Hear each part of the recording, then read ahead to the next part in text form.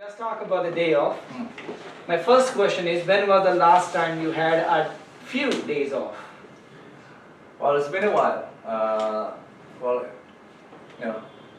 Been a couple of months since I had more than 2 days off.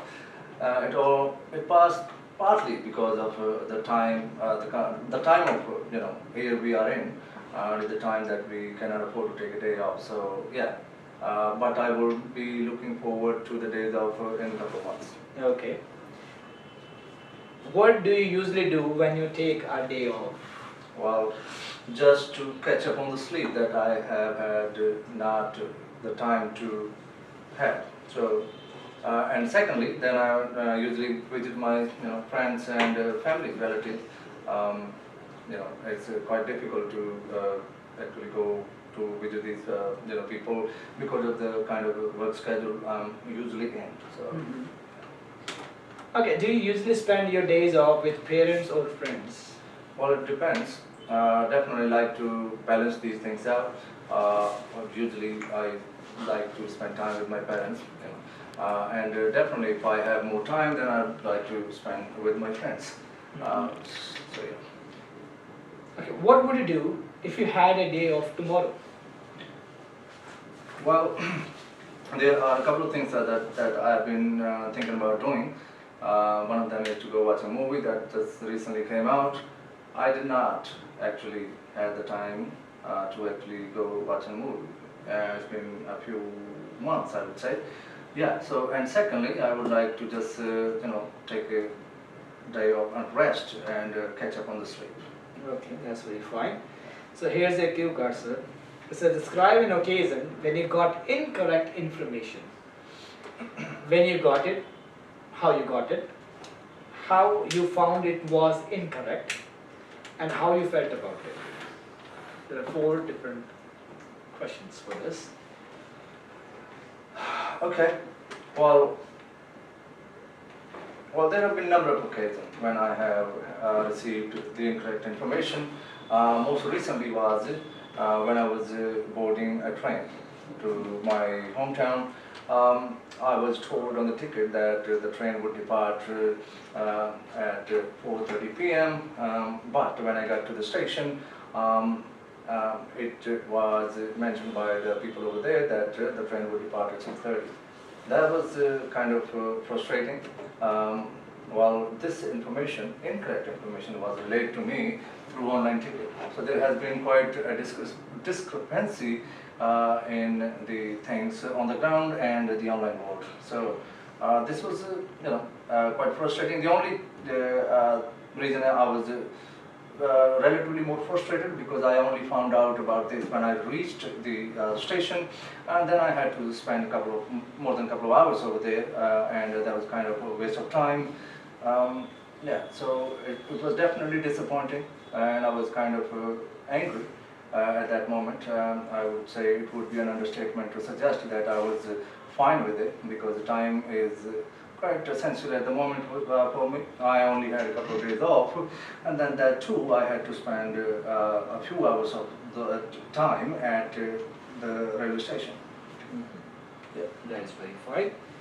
So here is some questions regarding this cue card. It says, what kind of professions are related to giving information to others? Well, as I just mentioned, one of them is to provide information about the departure of buses, trains, or the planes.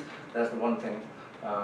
Number of profession relate to the people who are giving the ticket, the booking agent that are usually responsible for providing correct information about it. The other time I would say that in academic life is the schools, and the people in the school, they are responsible for providing the information about the start time of the schools or any days off.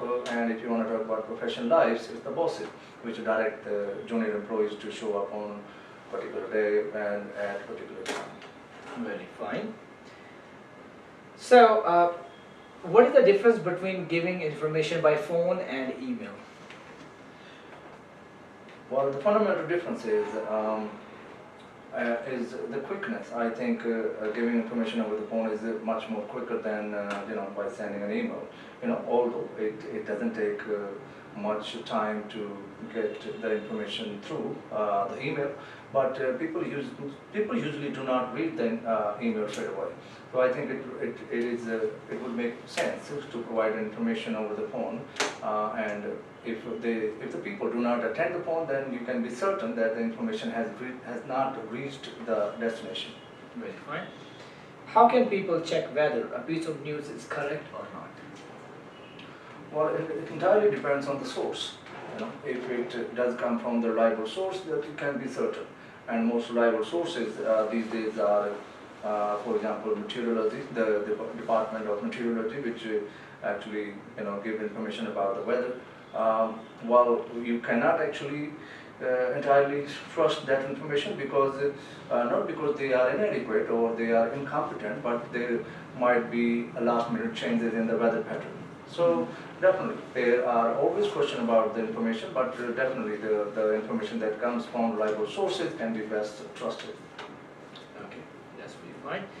Do people trust online information? Well, it's kind of subjective. As I mentioned earlier, there are multiple sources on the internet.